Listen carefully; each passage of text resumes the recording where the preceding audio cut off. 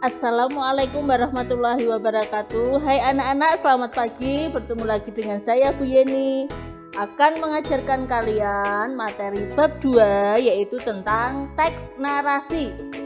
Sebelum Bu Yeni menjelaskan apa itu teks narasi, Bu Yeni mau tahu dulu, di antara kalian pernahkah kalian membaca tentang cerita pendek atau novel, atau bahkan di antara kalian pernah membuat sebuah cerita fantasi? Oke anak-anak, pertama Bu Yeni akan menjelaskan tentang apa itu teks narasi. Teks narasi adalah sebuah karangan yang disusun atau dirangkai berdasarkan dengan urutan waktu atau disebut juga dengan kronologi cerita, sehingga terbentuklah sebuah cerita yang lengkap. Itulah yang disebut dengan teks narasi. Kemudian selanjutnya Bu Yeni akan menjelaskan tentang ciri-ciri teks narasi. Ciri-ciri yang pertama yaitu menonjolkan unsur perbuatan atau tindakan. Di dalam cerita itu pasti ada suatu tindakan dari tokohnya. Yang kedua, ceritanya dirangkai atau dikemas berdasarkan urutan waktu. Yang ketiga, adanya kata berimbuhan. Kata berimbuhan ada 4 macam. Yang pertama ada prefix. Prefix itu kata berimbuhan yang letaknya di depan. Kemudian ada infix, letaknya di tengah. Kemudian ada suffix, letaknya di belakang. Dan konfiks, ada di depan dan di belakang. Ciri yang keempat yaitu menggunakan kata ulang. Kata ulang di dalam teks narasi dibagi menjadi 4 macam. Yang pertama ada pengulangan secara seluruh. Kemudian ada pengulangan sebagian.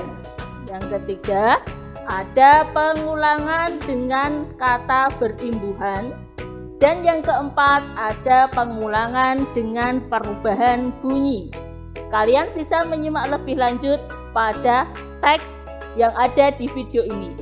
Kemudian ciri yang kelima, adanya unsur tempat, waktu, suasana, dan tokohnya.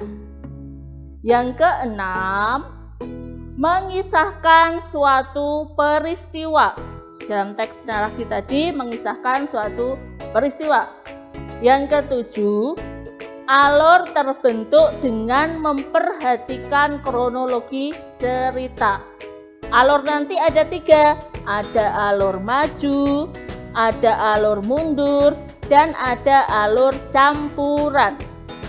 Kemudian yang terakhir, ciri yang terakhir yaitu adanya keterangan yang menjelaskan nama tokohnya dan latar kejadian peristiwa yang ada di dalam cerita.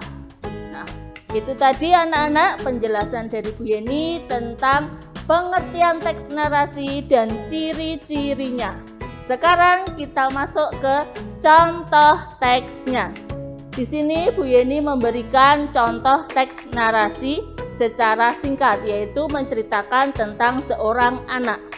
Jika kalian mengamati ceritanya, di dalam cerita itu ada 3 peristiwa, yang mana 3 peristiwa itulah yang membangun sebuah kronologi cerita.